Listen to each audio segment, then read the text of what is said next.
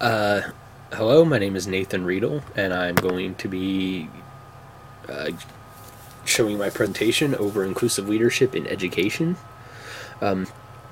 I decided to do mine over equity in education. For my role, I'll be focusing on the ways in which an administrator at a university similar to Fort Hays, with a high rate of international students, would need to use inclusive leadership.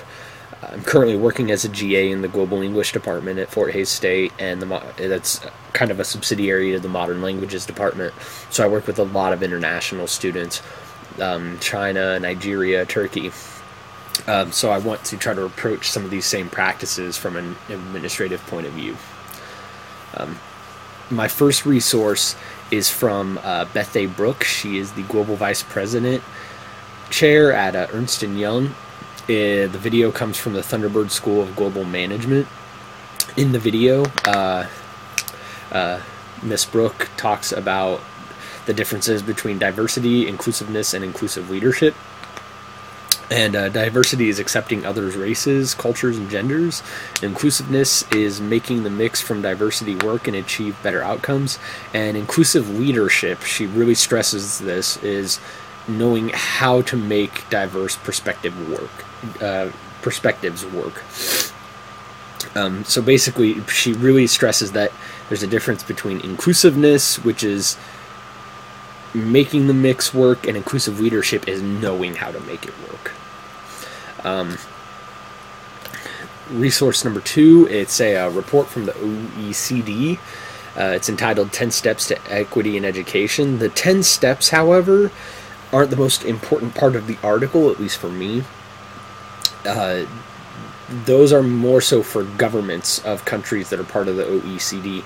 The parts that mattered to me are what are the challenges for equity in education, how to improve the design of education systems, and how to improve practices in and out of the classrooms. The fourth one is how to improve resourcing for equity in education, but that's more so for school districts.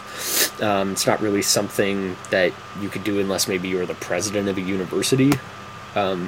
So more about my second resource is there are 2 challenges for equity in education.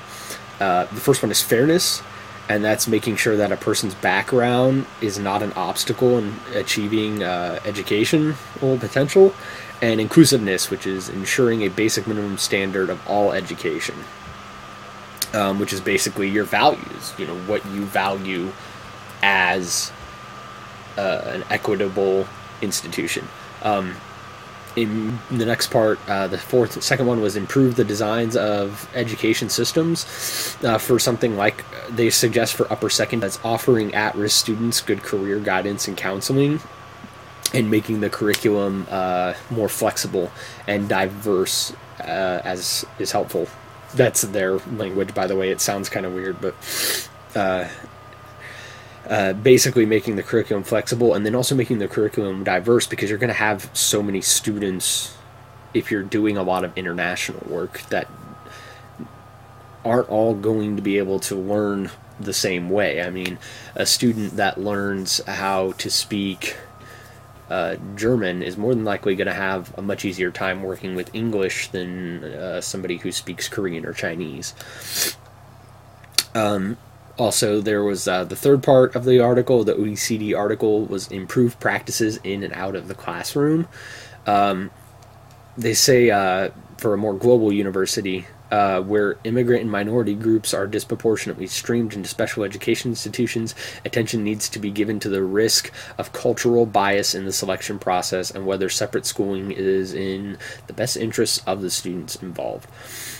Basically, I've been studying a lot about English medium education, and the real question is, it kind of goes to that idea of, should we have so much ESL work? Should we separate these students, or would it be better if they're grouped with more English-speaking students? So the idea is that I'm trying to approach, the reason I want to do equity from an administrative position, a dean or a chair, at an institution with a high rate of international students, is because how do you foster equity when you have students that all come from different cultures and languages? You have to try to fulfill that. As the OECD stated, fairness is one of the most important parts of fostering education equity. In a school, a large amount of international students, equity can be difficult to come by. Brooks states in the video, inclusive leadership is knowing and wanting to make diversity work. Our authors say that to be successful on a job, leaders make certain that people feel they belong, are accepted and valued, and have the skills and inner resources needed to be successful. I believe that's from chapter 10.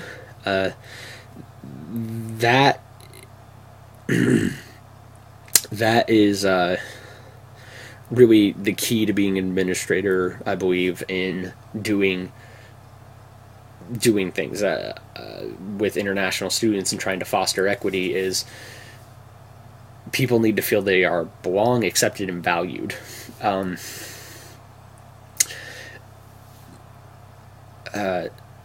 But in order to really make students feel valued, you need to make your faculty feel valued, and you need to have a diverse faculty.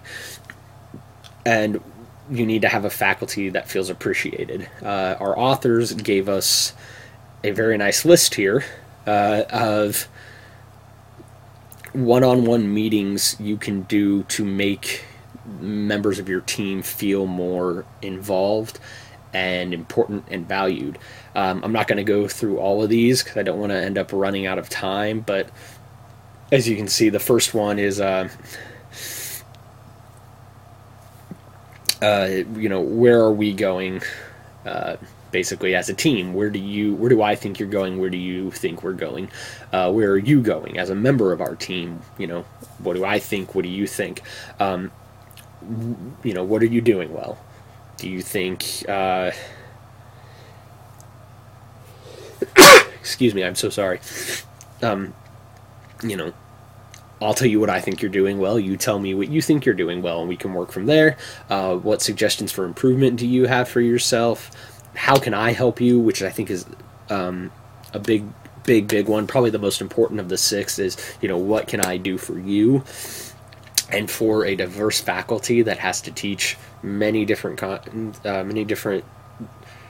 backgrounds of international students, help is a big deal. You need help. And then also the last one, what suggestions do you have for me? Which is, what can I be doing to make this process of equitable international education better? So teaching international students is difficult. Instructors need all the help they can get. Furthermore, they need to be heard. That's why I think what kind of help do you need, and those background meetings, those meetings outlined by Kouzes and Posner are so important. They facilitate that idea of being heard. But our authors, Kouzes and Posner, also claim that rewards are helpful as a form of recognition.